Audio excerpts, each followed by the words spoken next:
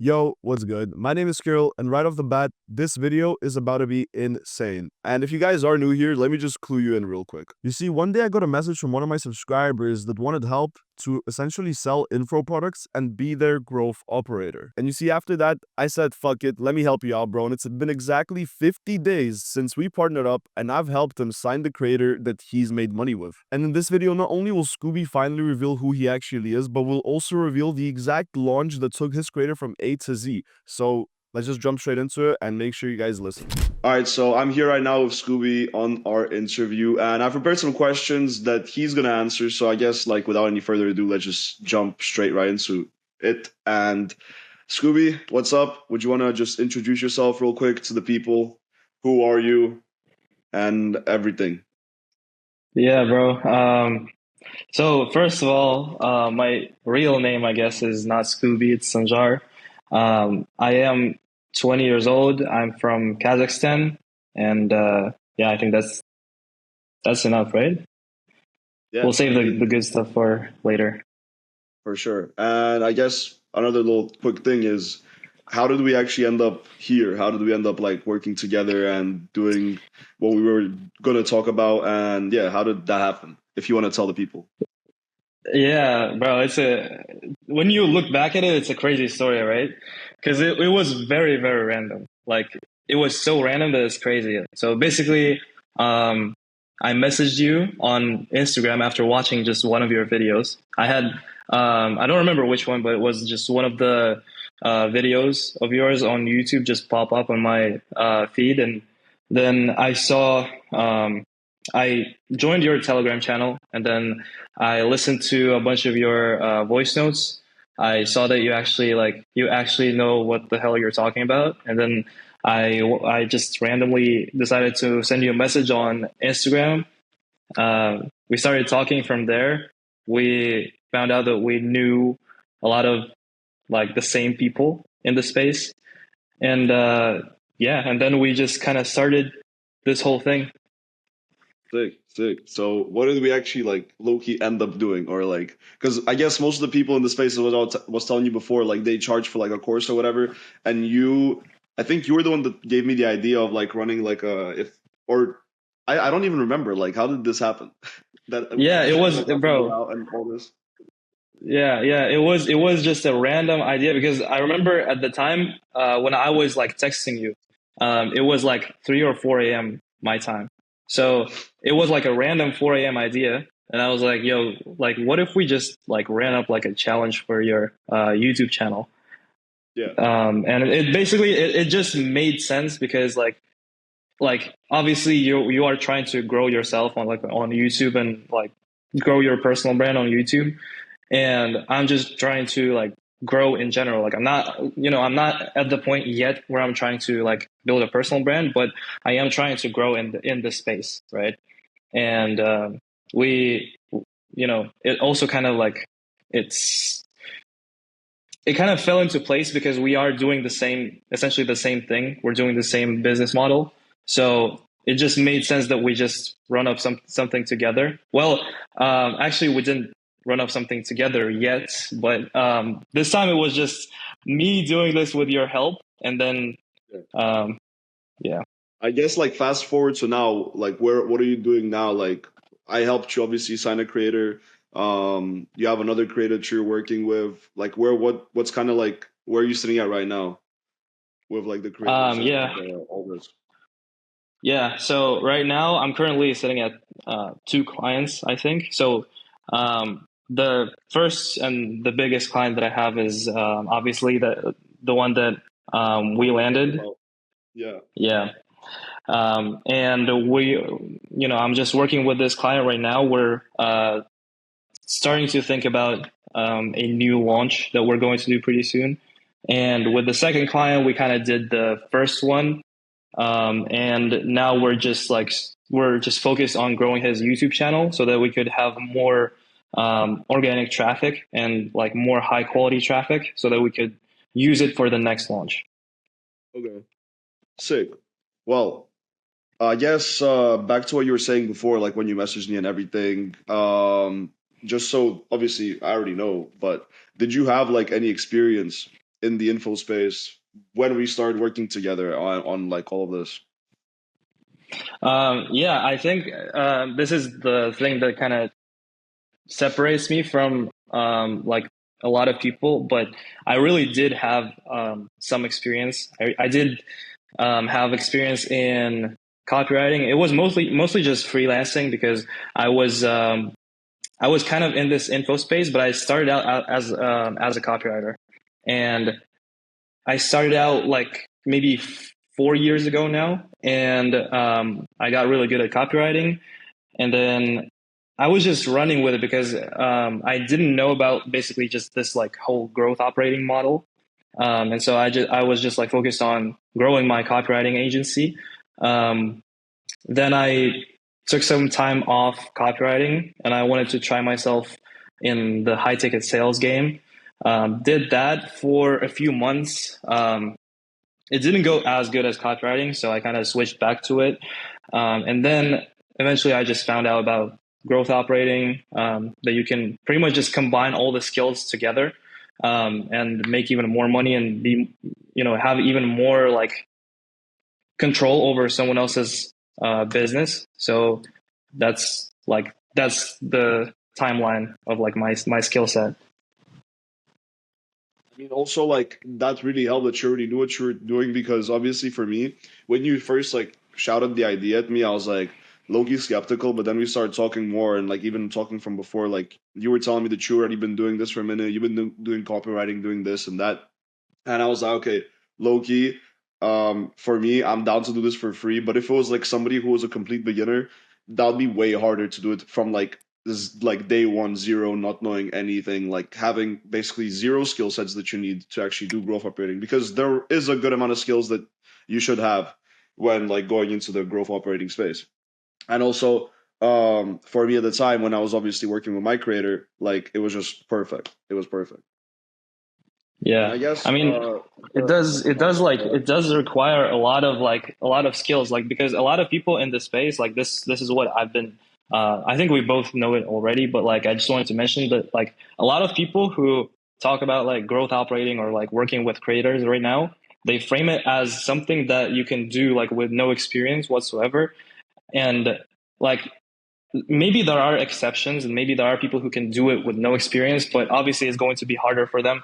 But it will definitely like if you have like a background in like any skill, like you can build up like from this skill, because like for me, for example, my thing was copywriting. So I kind of approached everything from the copywriting standpoint. So like instead of focusing, for example, on the sales process, I focus more on the actual like funnels and the copy, so that it kind of handles more objections before the actual sales call. So it's easier for me to sell. also, I guess before that, like an important thing that comes is like the fucking outreach. So, what would you say Yeah. is like one of the most important things for outreach that everyone should focus on, and what helped you with your outreach to actually land the creator you're working with still to this day? Um, the only like important thing that I kind of have in my mind when it comes to outreach is like you have to like it doesn't matter what script you use, it doesn't matter what like who you reach out to, like you just have to be creative. This is the most important thing. Like you have to stand out because there are literally like thousands of people doing the same thing as you and reaching out to the same people. And if you are doing the same things as everybody else, it's like really not going to get you anywhere because you're just like one more DM in the requests tab. Like it's like you don't stand out. It's even what I was saying before in like one of these like series videos that we did. How when we were talking about outreach, I did give the guys like a template. Like I put it in a Notion, I put it in the description or whatever. I showed it on the video. But I legit said like you guys can either use this or well, if you use it, there's going to be more people using it. There are already people using something like this. So like this is just something you can bounce off of and get new ideas and not just fucking take that and just change the words and because that's just not gonna work. Like so Yeah. Yeah, because I used to be this guy as well because I used to copy a lot of people's outreach that I saw online, and I was like because people would share it, you know, like because it's always like the content game, and people would share it saying that like for example this script landed me this like $5,000 deal, and I was like, oh shit, like if it did land them like a 5K deal, like it will like I'm obviously like if I spam that shit like enough times, it's going to land me that deal. But it just doesn't work like that because everything kind of that you see online, this is why you should be creative because like everything that you see online right now, like once you see it on YouTube or everywhere else, it means it doesn't work already. Because like if people are talking about it, there are literally like thousands of people like already doing it. Yeah, exactly. Like that's just and already even when you are like creative in a sense, you're still gonna get ghosted. And like jumping to the ghosting part, how did that go for Yeah. you? Because obviously you did get ghosted multiple times, you did get like a no or like a yes, but still kept getting ghosted. So I guess what like kept you going and like why did you not quit? Because also a lot of these challenges, like people just quit and like they end up being fake and like all this shit, right? Obviously, with us, this has been like legit raw as fuck. We've documented everything, and yeah, like what kept you going um when you were ghosted, and why Yeah, didn't you bro, quit? this shit was brutal, bro. Like it was actually like bad because do you remember when I first got Would a have quit reply? in the position that you were in. Like most people would Yeah, have quit in yeah. the position you were in. But yeah, sorry, tell me. Yeah. So basically, what happened? Just to quickly like recap this shit. What happened was like I was doing outreach for like 30 days straight, and then I think it was day 46 when I got like my first positive reply. It wasn't just a straight up yes, but it was like this creator said like, "Oh my god, I love this so much. Like, thanks for the video. It like it's really helpful and stuff like that." And then I replied to this creator, started to basically, I thought I would basically just talk to this creator a little bit and then just eventually close them and at least like book them for a call. But I ended up being ghosted for no reason whatsoever. But like, and then I was like, bro, it doesn't make sense because like they said they were interested and then I got ghosted and that really like um, I really took a hit mentally from that. And so since I got that reply and got ghosted for the next like 3 or 4 days, I didn't do any outreach at all because I was like, bro, like I don't want to fucking do this shit, bro. Like if it like it doesn't make sense. But then I was like, all right, fuck it. Like if I here's what kind of like this the switch that helps me like get back to the normal like outreach thing. I basically thought like if I already did manage to get a reply with my strategy that I'm using right now, it means that I can get like a second reply. It means I can get 100 replies. So for me, like I stopped viewing this like situation as like a fuck up, and I started looking at it as like basically just a confirmation that like bro, you actually got a reply. So I just basically just to kind of like dump this down, I turned this into a positive and then just kept doing outreach.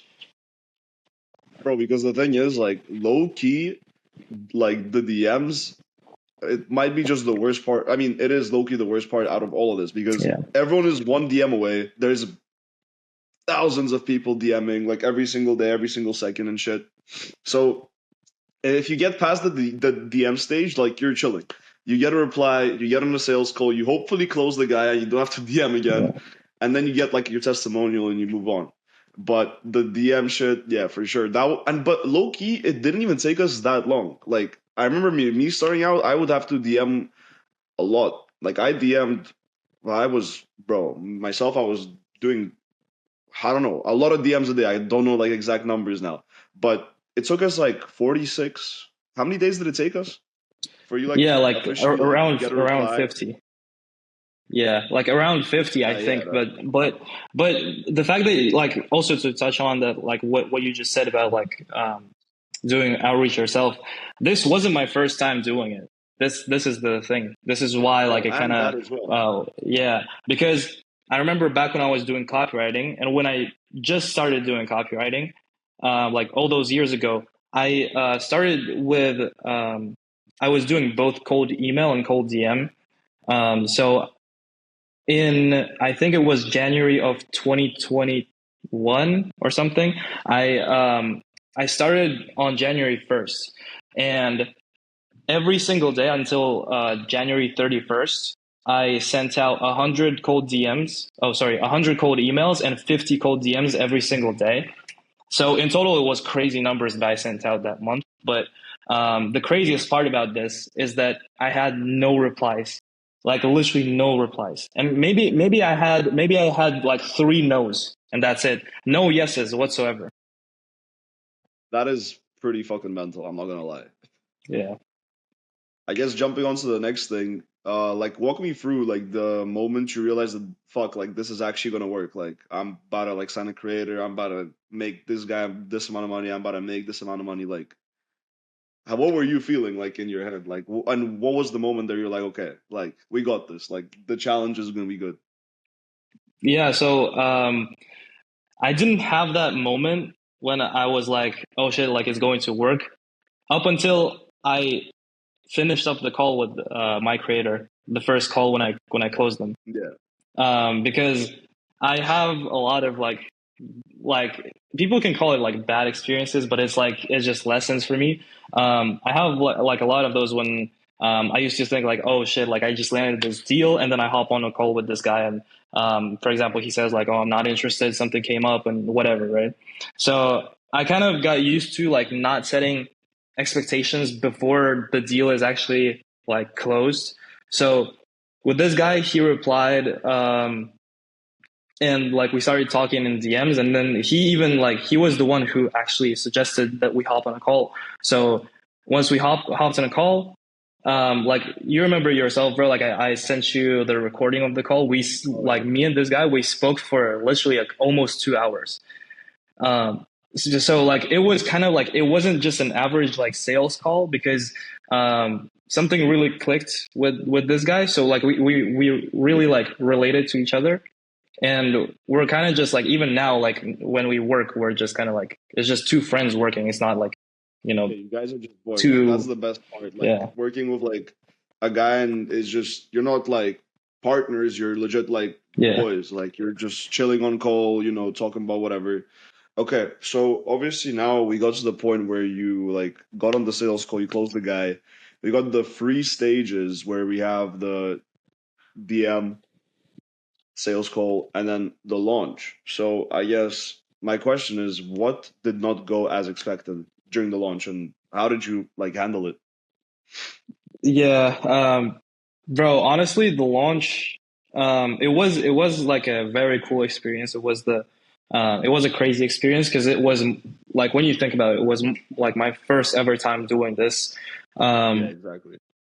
it was my first ever high ticket launch and just like an info product launch in general, that I was kind of like operating. So like when you look at it that way, it was definitely like a very good launch for the first time. But like if you zoom out and like on the grand scheme of things, it is kind of like an L launch because I mean I told you before like we had I had a goal. It wasn't like a goal, it wasn't like an expectation that I had for this launch.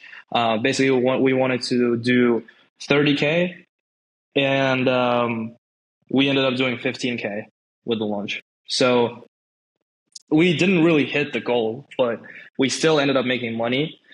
Um, and I think this is like one of the most like important things when like this is I had to learn this the hard way of basically like going through all of this like mentally myself. But you really shouldn't have any like expectations before you do something for the first time, so that everything you do kind of feels like a win.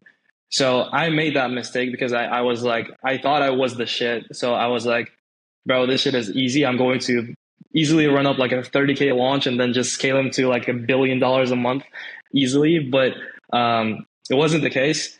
So this, in terms of like the things that went wrong with this launch, there were a few mistakes that I made, and I think we did go through them on the call. But the most, the biggest one and the most important mistake that I've made on this launch is not um, taking market research very seriously, as seriously as I should have, because this is kind of the thing that fucked up the entire launch.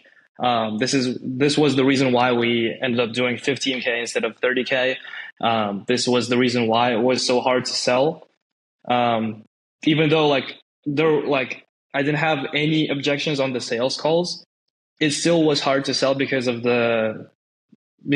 just the poorly done market research. That's it. Yeah. I mean, hey, it was still a good result, like you said, for the Yeah. first time. And yeah, it is. I remember I was always like telling you, it's always easy to get like lost when you like get a reply or even you sign the guy, you get hella excited and then you're like, oh my God, you get all these like thoughts. Oh, I saw this guy doing this amount. So like, I'm gonna do like this or even crazier because my creator is like so good. And then it just goes to like, not to shit, but it doesn't go as planned. And then you're like, fuck. But so it's really easy to like, yeah, get like lost. But hey, we still did some good shit. Like it was still Yeah. pretty good. Yeah, was there anything like crucial that I emphasized that nobody else really was talking about or like wasn't like saying online that ended up like helping you out? Yeah, bro. There definitely was. I can't really like put my finger on it right now, but I do remember that there was like a lot of those things, and they weren't like something crazy that I didn't know before, but it was like the little details, right? So it started off like first when we just started like talking about outreach, and up until the actual launch, there was a lot of those things that kind of like I don't know how to explain it. Like they weren't like crazy new insights to me, but there were like oh, I remember one thing. It was when we talked about your launch with your creator. And I was asking you like a lot of questions about how you did your launch, and that kind of just like put things into perspective for me because I never really saw like the inside of like how people did their launches. So for me, it was like before I had your thoughts on it, before I had your perspective on it or and your personal experience, it was for me it was just like a blank piece of paper. But then when I asked you about it, I got some ideas from you, and I was like, okay, I can do this differently, I can basically just steal this and do the same, you know?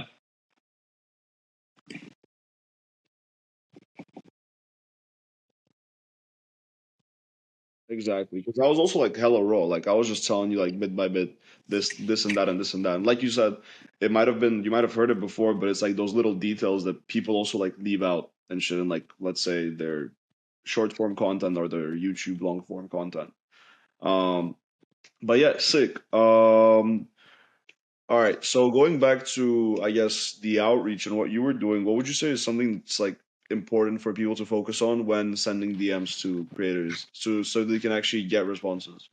Yeah, I mean, I don't think I'm going to like obviously like reveal my entire thing that I do for cold outreach, but I am going to still like say what I think is the most important because I essentially I thought about these things when I like we thought about them on the call when we were like coming up with the outreach strategies.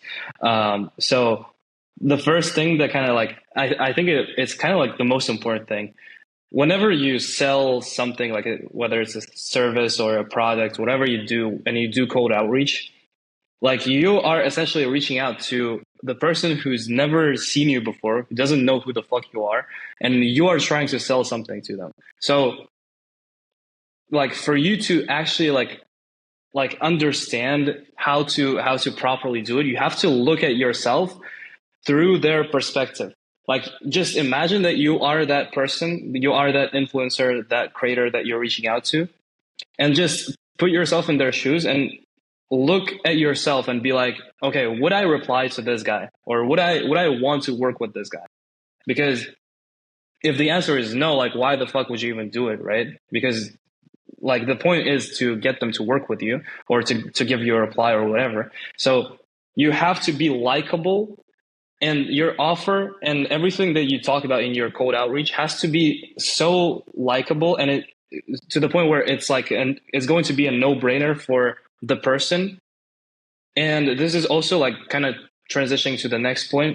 A lot of people, this is something that a lot of people don't do when they do cold outreach. They don't focus on their on showing their personality more. But I think this is one of the most important things as well with cold outreach, because it's like this is why it's called cold outreach, because like the person has never seen you before. They're cold as fuck. So like you have to show like who you are and what kind of person you are while selling them your service or like pitching them whatever you do, because people only work with people who they want to work with, who they like to work with, right? If you like, for example, if you're like reaching out to someone and you're like this very grumpy, like very serious person, they would be like, okay, this guy, like maybe the service is good and your price might be the best in the industry, your product might be the best, but like the way you sell it is just not going to sell, because essentially you are the product. Like first of all, before you sell anything, you are the product. So I kind of focus on showing my personality in my outreach a lot, especially if you are selling to like if you are reaching out to people who like only are starting out in this info space, or people who don't sell any info at all, because they need this like they need this trust, because to them it's a big step to start selling info. Well, they think it's a big step, so they need this extra trust from you. So you have to be extra likable to them so that you could actually close them. Yeah, exactly. It's like really fucking good advice, because most people tend to like neglect this and not even think about it, because all they see nowadays is like, oh, this outreach template, and they just focus on that because that's legit all they hear. But when you actually sit and think for legit a couple of seconds, you're gonna be like, wait, like if somebody sent me what I'm sending this guy, like, will I actually like would I open it? Let's say I'm Yeah. an influencer or whatever. Like, would I read this? Like, I legit sound like a robot. So like, you just gotta be yourself, I guess, or like you said, likable, and just it just don't be a fucking robot. Yeah. It's that Loki. It's that simple. Yeah, and one more thing, there's actually like when you really think about it, because you just mentioned like DMs and like scripts and everything. When you really think about it, you can't really show yourself and your personality through a DM, because you look at the DM as just text, like you don't know who sent it. Like there is no face to it, there is no voice to it. So like you have to that's why I said in the beginning that you have to be more creative, because if you are more creative, you will figure out new ways to reach out to someone and to get someone's attention, besides just sending DMs, right? So I saw a lot of people do voice messages, but right now it's kind of like you can't really do them because Instagram only allows like one message. Um, but it worked really well back in the day. I mean, I guess on Twitter you can do like voice messages. But again, they shouldn't be like really long, because it's your first time talking to someone. They're not going to listen to like a 3-minute voice note. Well, you just have to be creative. And also, like one last thing that I'm gonna say about cold outreach, like I like highly encourage everyone to pay attention and to really focus on their Loom videos, because Loom videos are actually they're actually more than what people say, because like usually what a lot of people do, they just have one Loom video that they just send to everyone, and they think it's like it's enough. But I mean, I did a Loom video for every single prospect individually to make it more personalized. And we even talked about, I don't remember when exactly was that, but we talked about the Loom strategy. So I even had, I didn't have a script for a Loom video because I was just yapping myself, but I had this like framework that I was testing out and changing up every single, like every couple of days. I would change my hooks in the beginning of the video.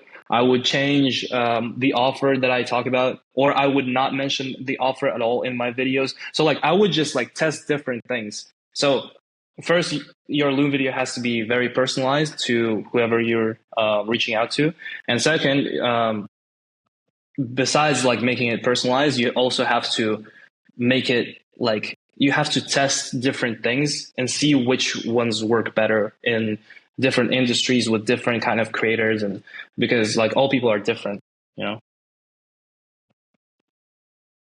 Yeah, exactly. Nah, that was like some really good fucking advice for the Yeah. people about the messages. So, like, you guys should definitely like take that into consideration, take that into account. Like, this is like some good piece of sauce right here. I guess with that being said, what's like a hard piece of truth about this business model, growth operating, that most people are not ready to hear or would not like to hear, or whatever? I think it's pretty much what we said in the beginning, that like you need experience before you can actually Yeah. do it, because that's probably the biggest thing, because there are a lot of retards in this space who don't know how to do anything. And if that's you, then stop doing it. Like actually learn a skill first. Like actually learn how to do something at a very good level so that you could actually generate money with just that one skill, and then you can add like more different skills on top of that, so that it kind of like complements everything, and you have like a skill set that you can use to pretty much just start an info product, grow it from zero, and then sell it to like a lot of people. So like essentially, when you are like a proper growth operator, you are supposed to know how to create an info product, then how to like you're supposed to know how to build a following on top of that, industry, whatever you do, and then you're also supposed to know how to properly sell it, and then how to scale it, because like you are supposed to know how to do it for yourself before like you do it for someone else, because like you actually have to know like what to do before you actually start doing it.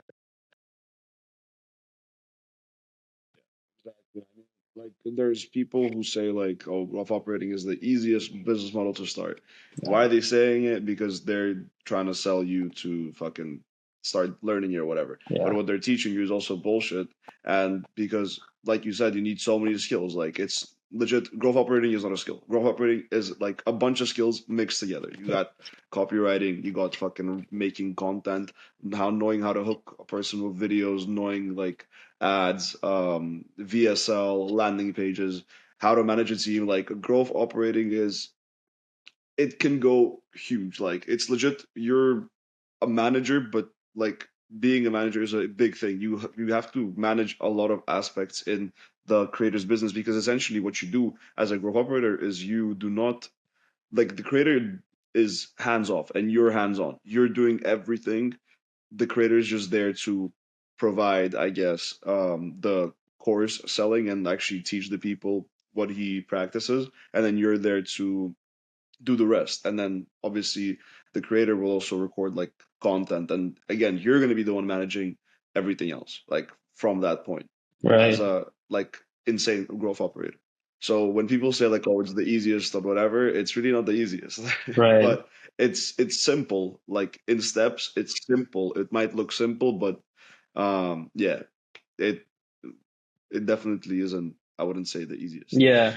Yeah. And also, just to add, like, on top of those skills that you mentioned, like, sales is a very big one, because, like, especially for me, for example, I was literally about to yeah, say sales as well. bro, I'm like the living example of like the fact that sales actually matters when you do growth operating, because like I did the whole sales process myself. I was the only sales rep on this offer with this creator. I didn't hire anyone. I did everything myself. So like I took all the sales calls myself, and I closed all of like, not all of them, but like I closed them myself. So if I didn't know how to sell, and if I didn't spend those like couple months in the high ticket space, like selling like fitness programs or whatever the fuck I was selling, um, I wouldn't have been able to sell anything right now when it actually matters. When it's like actually like when I heavily depend on this to work. So like for me it was pretty simple because like I know copywriting, I know sales, so it was pretty easy to sell this offer because I was essentially the one who also developed the offer, so it was like extremely easy to sell. But if it was someone who doesn't have any experience in none of those like industries, like you either would have to hire someone for which you need to know at least something about the industry before you hire someone, um, or you would do everything yourself and just fuck up completely and you wouldn't have sold anything, and that would be like a very bad launch. So sales is really really important when it comes to growth operating. Sales is a big thing. And I Yeah. guess speaking of sales, can you, well, yes, you already did. But let's jump on it again. How much did you guys end up generating from the launch? Yeah, so we ended up doing $15,000 in total. So cash collected 15K. We had so basically our offer was priced at 3,000. Yeah, $3,000, and so we ended up onboarding 5 students. Um, we were supposed to do 30K, bro. Like I'm telling you right now, we were supposed to do 30, but it's okay. It was a good experience. We ended up doing 15K, and some of the people that joined, they joined like they paid in full, and some of them they just hopped on a payment plan, and they paid it off already. Thing. Yeah. This is like a question everyone wants to know, like the fucking how much money did you make and everything. Yeah, But yeah, I mean it's pretty good. Also, considering we like I thought it was gonna take way longer. Like jumping into the challenge, I was like, okay, this is probably gonna take a minute. But yeah, like it didn't take as long as I expected it to. yeah, Because in my head I was like, okay, this is gonna take a while. Like we gotta find the creator, we gotta sign the creator, then we gotta launch. Like I was thinking a while, but it only took us like around a month or something. yeah.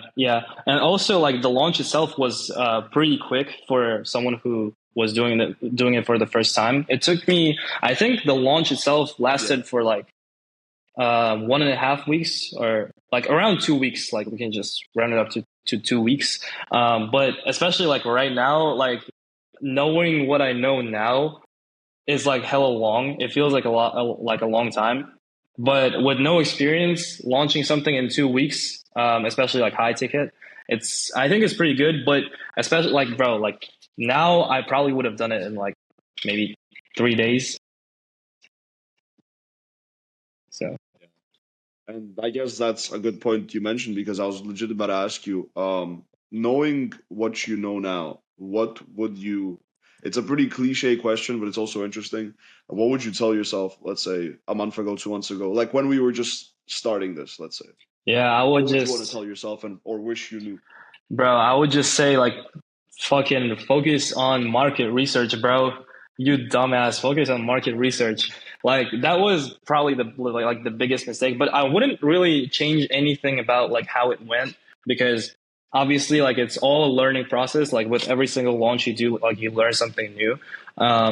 Like for example, we did this launch and then like obviously I fucked up with my first one because of the market research, and then like right after this one, we did a launch with my second client, um, and I really doubled down on market research. So I instantly like implemented the info that I learned from this client to the other one, and that's why we ended up doing even better. So like it's all a learning process. You can't really pull off everything perfectly from the start. So it's going to go as it goes. Yeah, exactly. Once it goes, like it normally just keeps going as long as you keep doing the work. I guess wanted to also ask you what's next. What's next for you? What are you doing now? Like, and what's like where are you projecting to be at? What are you trying to do? Yeah, so right now, kind of like at the top of my list is like still working with this same client that we did a launch with. I want to really like focus on scaling him because Like, bro, you've seen him. He has like a lot of potential.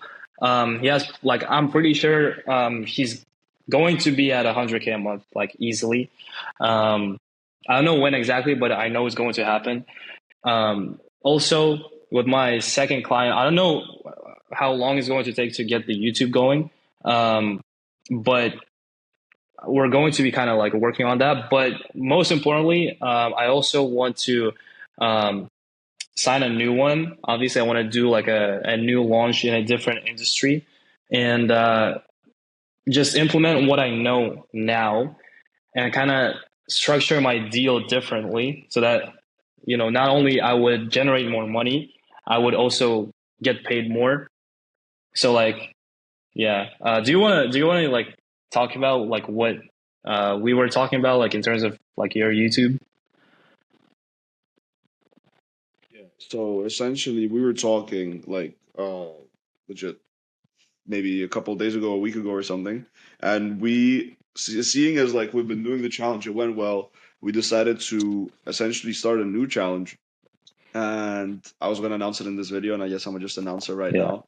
We're gonna essentially together partner up as two growth operators and look for a creator, sign the creator, and then work on the create like with the creator and yeah, run up the community and see how that goes. And again, document everything from A to Z, showing you guys what we're gonna do, what we're gonna be doing, how it goes, and all that. So that should be pretty fun and interesting. Literally everything, bro. Like even I'm going to start documenting this shit like for this new like challenge. It's going to be sick. Nah, it'll be a fun challenge. It'll be a fun ass challenge. Yeah, 100%. Yeah. I think that's all of my questions. I'm gonna be honest. Well, I guess I can ask you one more question. All right. Um, Going back to like growth operating is the easiest business model. Yeah. Would you say people wanting to start in 2025 right now, can they make money from growth operating? Well, to answer your question, um, yes, they fucking can. Like it is like more than possible. Like definitely, if you have the skills, if you at least have one skill, you can learn the other ones. You just need one fundamental skill, whether it's sales, copywriting, even like if you can do like paid ads, it's also like it can also help.